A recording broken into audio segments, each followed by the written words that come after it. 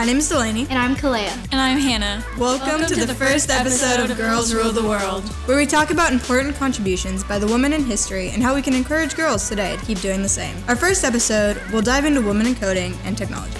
Did you know that only 25.1% of the 559 coders are women? Though the overall percentage of women in coding positions has been rising, women still only hold 1 in 4 coding positions and 1 in 5 senior coding positions. What can we do to make a difference? What can we do to change the statistics? First, let's learn about the history of coding. Here is Hannah to give you more information on the very first computer programmer. Thanks, Kalea. The very first computer programmer was a woman by the name of Ada Lovelace, born in 1852. She is referred to as the first programmer because she had written notes that explained how a specific engine could transition calculations called the analytical engine. She gave her name to the Ada programming language. Every year on the second Tuesday in October, contributions of women in science, technology, engineering, and mathematics are celebrated on Ada Lovelace Day. How cool would it be to have your contributions celebrated in Ada Lovelace Day? Ew, it's a bug! Calm down, Hannah. It's just a bug.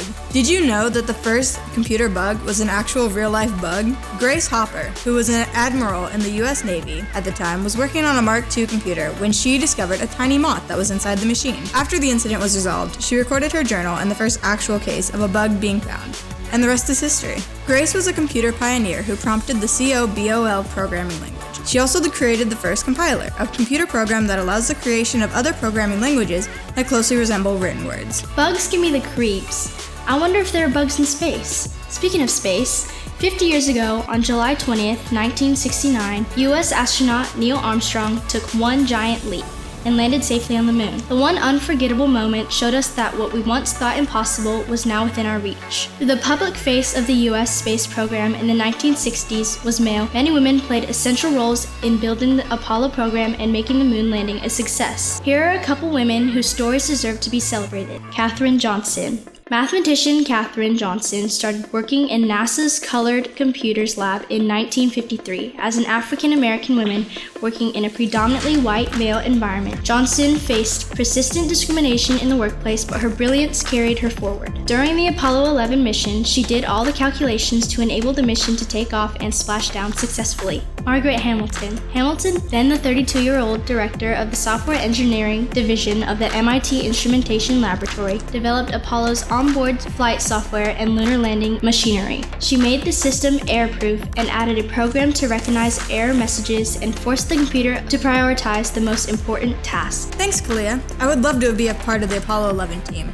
I wonder what age I can start being a coder. That's a great question, Delaney. The youngest female coder was only 6 years old when she released her first app for children to learn coding, called Coder Bunnies. Samaraya Mehta is known as the founder and chief executive officer of Coder Bunnies, and the youngest female coder in history. The game is now used as a STEM coding tool at hundreds of schools and libraries in the US and all around the world. To quote Samaraya, who is now 14 years old, "In the society we live in today, there's a lot of bias on our gender. We grow up in a world where we feel that girls can only be princesses, can only be dolls, and can only enjoy Barbies. That's all. We live in a world where girls lose interest in math and science at the age of 5 because they start seeing what the stereotypes are like. The most important thing is to not let that get to your head." So you're saying that there's no age or gender limitations in coding? Good to know. How many times have you had a question or needed something answered, and the response was just to Google it? Well, as it turns out, a woman named Susan Wojcicki was involved in the creation of Google. She was involved in the creation of Google in 1998 when its founders first set up a garage office in the home of her parents. She worked as Google's first marketing manager in 1999 and later led the company's online advertising business and offered video service. After observing the success of YouTube, she suggested that Google should buy it. The deal was approved, and she was appointed CEO of YouTube in 2014. Speaking of Google, Marissa Mayer is the first female engineer at Google and the 20th employee. She was and later the CEO of Yahoo. I know a lot of you don't know what Yahoo is. It's our parents, Google. She designed the interface for Google Search, organizing the world's information, and helped launch Google Maps, which was a very ambitious project in mapping the entire planet. She once said in an interview, "I'm not a woman at Google. I'm a geek at Google. If you can find something that you're really passionate about, whether you're a man or a woman, comes a lot less into play. Passion is a gender-neutralizing force. It seems like our time today has come to an end. We want to leave you with some things to think about. The demand is incredibly strong for jobs that are related to coding, and this number is expected to grow in the coming years. We want to bridge the gender gap in coding. You are probably thinking I'm too young to make an impact and change anything. That is furthest from the truth.